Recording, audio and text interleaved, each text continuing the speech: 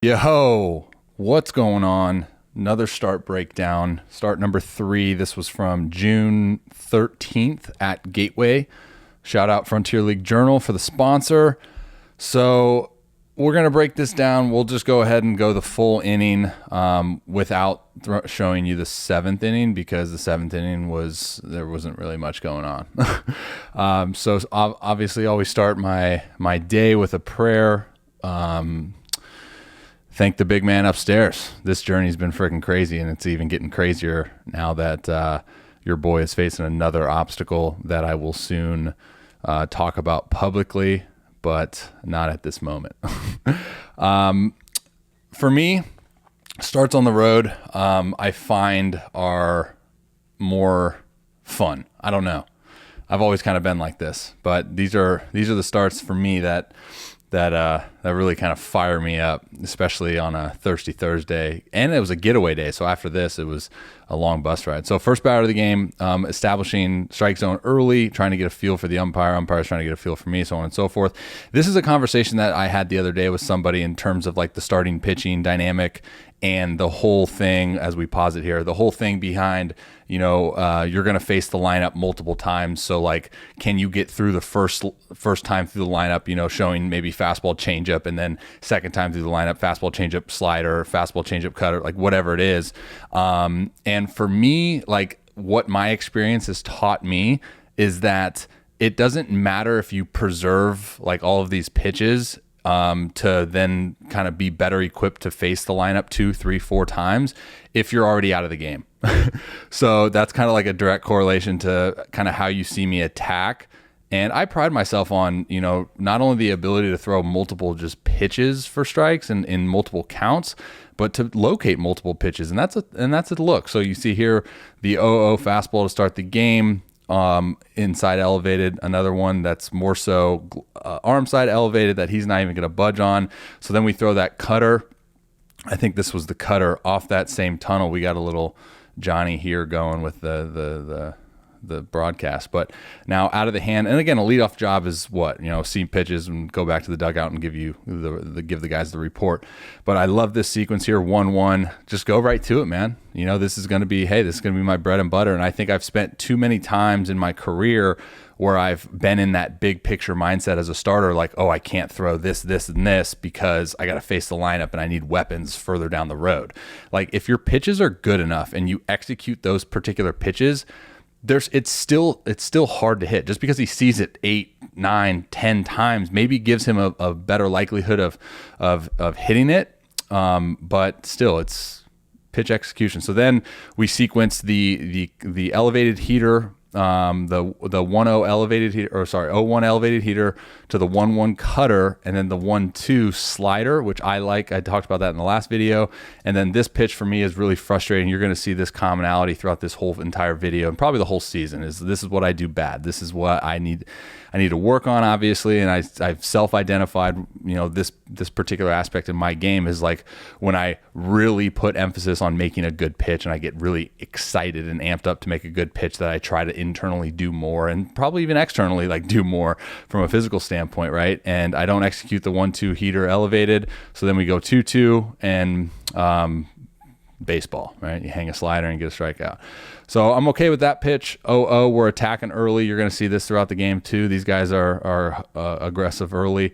So guy on first, 3-hole hitter. I like where my hands are right now with it out of the stretch. I just noticed this. So now we get the double play ball. Beautiful play by my second baseman. We're out of the first, and we got a pretty low pitch count. So those are two good things. This is also going to be another commonality you're going to see in this video. 0-0 to start an inning. All right. Now, this pitch, I've played this back, and this is the first time I've watched it since the outing. But we were going to go, like our plan against this guy was to give him what he wanted in terms of his in terms of his heater, right? So you see a lot of guys through the lineup that just hunt heater and like they'll guess right or they'll get their pitch, and then they get so much excitement, or they engage so much because they got their pitch that they don't really care about the location. So we were going to try to do this to this guy early and give him the heater, but we were going to elevate it. Now, that's where it ended up. That's not elevated. right? So I think maybe we can get a target here. See the target here, how it's a little bit above the belt. And this is an 0-0 pitch, right? And then the reality of the pitch is right down the middle, right? So he's checking both boxes. He's getting extended and he's getting his heater, and he's also going to be getting his double because that's what happened. I'm going to give my boy Dunston crap on that once again because he drifted the whole time, didn't get to his spot. But no, that ball was crushed. I'll be completely honest. All right, so now we're starting an inning guy on second. Sweet. Go cutter, 0-0.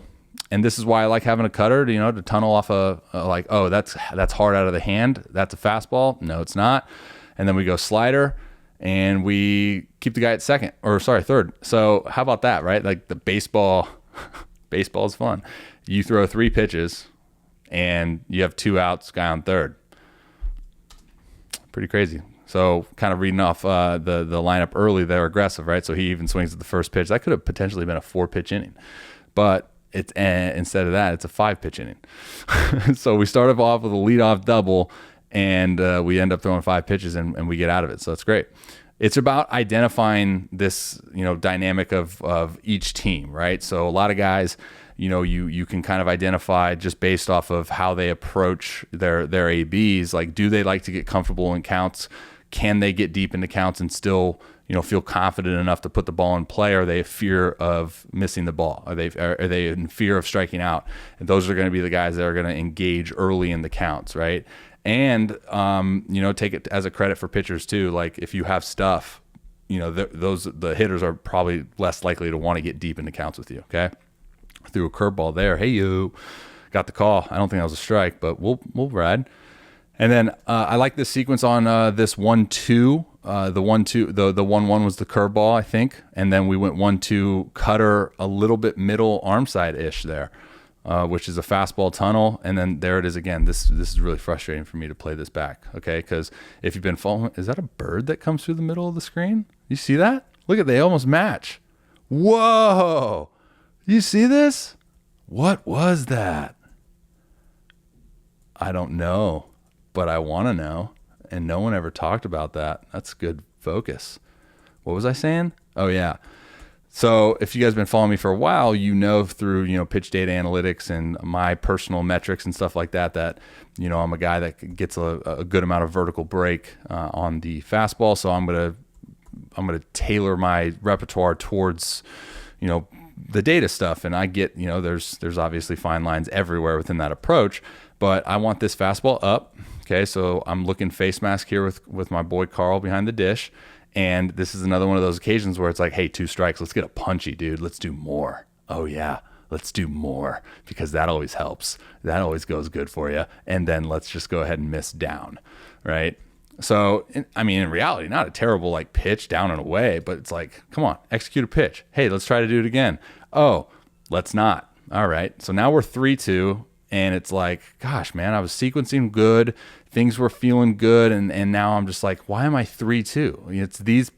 It's those particular at-bats, right? And then another foul ball. I need to do a better job, especially as a starter, man, where you're trying to go deep into ball games. I just need to do a better job of, staying the course, right? Obviously, you're going to get excited throughout the game. There's going to be emotions, and I love to freaking pitch and compete. So obviously, I'm going to be very, anxious or whatever you want to call it, but at the same time, like, dude, I've identified this issue for me since I was 18 years old, of just like, stay within yourself, man, and every single pitch is the same conviction, same intent. Stay within yourself, trust your stuff. So ended up getting the strikeout on a 3-2 slider, which is fantastic, but that's the thing we're talking about here, right? In regards to, there's this like, oh, we're 0-2, 1-2, let's get nastier. And then it's like, oh, we're 1-0, 2-1, 2-2, 3-2. And then you just kind of, execute. And then it's like, oh, that worked. So that's a mentality thing and a physical thing, I suppose. I like this 0-0 cutter here. That's exactly where we wanted it. I like facing lefties. And then I like this sequence as well. The 0-1 cutter with the hard heater. Timing, man. Timing. Okay, another lefty. That might have been my only changeup of the game. No, I came back with it. Wow, good for me. good good fastball there after the changeup. And then again, we're going elevated. Boom. Did it again. So, and this is another problem that I face a lot of times. It's like, we talked about that internal pressure that you put on yourself, right? When you want to do something extremely bad and then it doesn't happen, but then you get a chance to do it again. And it's like, oh, now we're freaking doing it. Now we're going to do it. And then it's like even a more internal pressure, which is now a little bit more restriction. And you'll notice, and I don't like to get too mechanical during games, but you'll notice what happens as a byproduct of my delivery, right? So as all the other pitches, I'm pretty good with my tempo. Everything's on time. Like I'm patient. I would say the word patient with my delivery. And then you get this elevated heater cheese, and it's like, watch how my handbrake is a little bit late. Watch how my hand kind of is a little bit off timing with my front foot. And now I'm kind of just stuck in this position of like, all right, well, I'm going to just pull this and yank it down. And you can see by my fingers, I talked about this in my last breakdown video, the fingers tell me like if I'm free and I'm loose with my fastball.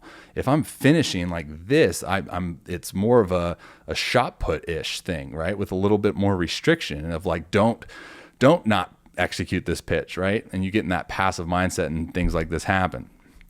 Oh, well, we'll shake it off. I hate that too. It took me another pitch to kind of get over that fastball. Let's get back in. We're good. Cutter up the middle. My shortstop, Achenbach, he said he tripped turf probs. So now we're facing the leadoff hitter. No, two-hole hitter, I believe, which is their best hitter. 0-2 pitch out, and then this particular pitch. I'm not going to show the entire sequence because obviously they were like showing the runner and stuff. But this is another one of those things where we talk about sequencing in terms of like what you do as a pitcher extremely well, and then molding that kind of game plan strategy to what the hitter doesn't do well, and walking that balance or walking that fine line of like pitching to your strengths, but pitching to their weaknesses, like which one trumps, right? So this guy is, like I said, best hitter. He crushed us all series. And we had him in a position here, 1-2 or 0-2 to go with an elevated heater. But in reality, that's like his sweet spot, and he's done damage there. But again, for me, I kind of came back in the dugout and we talked about this, and I was like, I don't think that's elevated enough. All right. So I'm not doing a good job right now with my elevated heater. And that's something that I think as we progress, Carl and I talk about, where should we go? But that's a great piece of hitting, right? 2 outs, doing damage with 2 outs.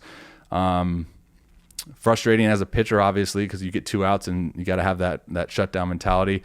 I think that was a strike. We're going elevated here, not a strike, 2-0. And then the game of baseball says, hey, we'll reward you, dude. Let's get a bad jump and throw him out, end the inning. Carl, thank you. That could have been bad, right? I mean, I was 3-0, right? Oof. Start him off with a curveball. This is a pretty good sequence here that he's way ahead early. And I talked about this, I think, in my first breakdown video in regards to like what's more important, instilling like this rhythm and this tempo within the game, or like only throwing a pitch that you're 110% convicted on, because this is another particular situation. And again, I have 7-8 pitches or whatever, and it's tough for catchers to call all those, right? And I try to avoid like shaking so many times, but that was an instance where we talked about, we want to throw a first pitch curveball. It's like 68, 70 miles an hour. And we'll work from there. So we did the curveball. He was obviously extremely early within, he doesn't, his bat path, we can kind of read that, and maybe doesn't stay in the zone for a whole long time. And then this 0-1 pitch, I actually wanted to go back to it. And it was one of those things where it was like a pitch, shake, a pitch, shake, a pitch, shake. And then it was kind of like, all right, well, I've shook 3 times. I don't want to do that again and get out of this rhythm. So I ended up agreeing to a fastball down and away, and I threw it right down the middle. Or maybe I was trying to go elevated. I don't particularly remember, but this is just, there's no excuse to make this quality of a pitch, especially 0-1 head in the count. I'm doing him a huge favor. And now, we talk about like relying on the speed difference of pitches. Like fastball timing for me, hitters can get. I think if, again, I go back to like, I think we can go with the curveball again and then go to this at some point. Because again, we didn't show the fastball to him the first time, I don't believe. I know he grounded into a double play, but I think it was a cutter down and in. We'll actually come back to another one of his at-bats later in the game, which is a good sequence. So remember, we're facing this guy. He was the one that hit the double, probably 150 exit mile an hour off the bat in the first. Now let's see how we sequence him. Now we go cutter elevated. Okay. That's a really good pitch. It's exactly what I wanted to do. And watch his reaction to this pitch. Hey. Okay. So now we're 0-1. How do you sequence after that? Cutter slider. All right. We talked about this last time as well. I love this sequence, especially if he's going to show me that reaction on a cutter. That doesn't mean we're not going to come back to it, but like, let's throw something now with a bigger sweeping, horizontal break and even get that same reaction. The front hip, as you see, is going to go. Now his hands are relying on getting to the bat. And, we almost got this double play. General at second base, had this little catch the ball type thing, drop it. And apparently there's a rule that says you can't do that. And then this is frustrating. So this is one of those ones that I thought I executed a good pitch and it got just up in the air and it just kept drifting, just kept going. And it ended up being a ground rule double, in the bottom of the fourth. How many outs? I think 1, right? I believe, yeah, this is 1 out because I give up a run this inning. So I'm really looking for a punchy here. Start him off with a curveball. And now 0-1. This is another one of those pitches, the fastball. I need to do better with my fastball command ahead in counts. I'm good when I'm like behind. I'm good when I'm even. Because I'm there's not really this sense of internal restriction on me. So I need to do better with fastballs. Ahead in counts, because this is a take out of the hand, and now we're 1-1. And now when we go to sequence this curveball again. We could have easily been, because that sequence of 0-1 slider or curveball, whatever it was, slow breaking ball, and then fastball in. That's a really good sequence. You can get like a foul ball on that, maybe even a call, and then you could be 0-2, and then you can, get out of the inning. So I was frustrated, gave up a run, hate doing that. What are you going to do? But we still got a guy on third, I believe. Hey, I fell. Turf mounds. Great call, guys. And then we throw another fastball command issue there, ahead in counts. Good cutter there. He actually got extended, probably sitting on that. Cutter to righties is tough. Sometimes they get susceptible to just kind of leaning out. I said this in the beginning of this video. This is going to be a theme. This is going to be a theme of the video of this particular start. Early is first pitch batter of the inning and first pitch fastball right down the frickin' middle.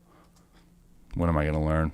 Change up in the dirt, baseball. Hey, we'll go ahead and, get you an out there. I love this game. We talked about it last time. Remember when I went out for the 7th inning, went for the CG, and, some things happened, and it was like, wow, that's so unfortunate. Baseball gods, they hate me. And then you have a game like this where, you're 3-0 and the guy steals, gets a bad jump, gets thrown out, you're out of the inning. And then this, you give up a leadoff hit, with a first pitch fastball, cookie right down the middle, and then all of a sudden, like, you throw a changeup next pitch in the dirt, and you get an out. Sweet. All right, 1-1. That was supposed to be, I think, a curveball, and that's supposed to be a strike, but it wasn't. 3-1. Go with the cutter. That's good. Good. 3-1. Double up cutter. Those are 2 good cutters, man. Like 3-1, 3-2. It's tough as a hitter, especially nowadays. Everyone feels really comfortable with their breaking stuff. All right, 1-0, another 1-0 cutter. Love that sequence right there. 1-2, try to do it again, and we do more. We do this, what is this, 4 freaking times now with this fastball ahead in counts. Hey, just throw the same pitch, Rob. You don't gotta like do anything more. You're not gonna be more spectacular. Just do the same thing you just did, and you're gonna get a take. Right? The way that his body language is, especially on that 1-1 fastball away, like he's not engaging in that. And now you throw it and this is frustrating. And then you freaking do this. See, you guys start seeing we get the strikeout, big strikeout. You guys start seeing this trend though, like, hey, a little jump over the line pace. Baseball's fun. Stirrups look dope. Love that. It's dark. And now we have the idea. See how I couple shakes here. The first batter of the inning, switch it up. We're not going to give you cookies anymore down the middle. Switch it up. You get a first pitch out in the bottom of the 6th. Fantastic. I love this sequence. Fastball in, don't get the call, but I really did. I like that pitch executed. And now we go 1-0 cutter, swing over the top. We go 1-1 slider, swing over the top. And you can see the way that the body language is, pulling off that. He wants to get the barrel to it, maybe a little bit slower with the hands. He's trying to leverage his hands there. And in a perfect world scenario, I wouldn't be as soft with my fastball command ahead and counts. And I would throw a fastball, literally I could probably get away with a fastball inner half, not so much inner third there. But that's another one of those sequences. Ended up getting a double play ball here, and I'm fired up. Bottom of the sixth. Like I said, I'm not going the bottom of the seventh. I don't even the camera, first of all was fuzzy, and then the bottom of the seventh sucked. I went out for the seventh and I walked the first two guys and I got pulled. I didn't shy away from showing it. It was just, there was nothing really to say. I hit a wall. I was pretty tired. I'm not going to lie. So all in all, a lot of takeaways from the outing. Biggest thing that you can obviously take away or I can take away from myself is fastball command ahead and counts. Stop trying to do too much. I write that on probably every one of my outings. Stop trying to do too much. Stay within yourself and just trust that you can execute a pitch, and that execution of that pitch is good enough, right? I try to be so freaking perfect all the time. So it's like the conversation of my biggest strength is my biggest weakness. I am a perfectionist by nature. It's my biggest strength because I'm going to do whatever I need to do every single day of my life to be the perfect version of myself, even though perfect is unattainable. So when I get out there onto the mound, that's my biggest weakness. I try to do that. I put more internal pressure on myself. I start not executing pitches the way that I think I can execute pitches. And we go down rabbit holes. And next thing you know, I'm an indie ball and I'm wearing purple stirrups. Right on. Love you guys. God bless. Thank you for watching. Be sure to check out my vlog series, Indie Ball Vlog. Those are fun sometimes. I don't know. I got to go. Shout out Frontier League Journal for sponsoring the whole season of my breakdowns. And shout out for good defense and quality catching behind me that game. Okay. Toodles.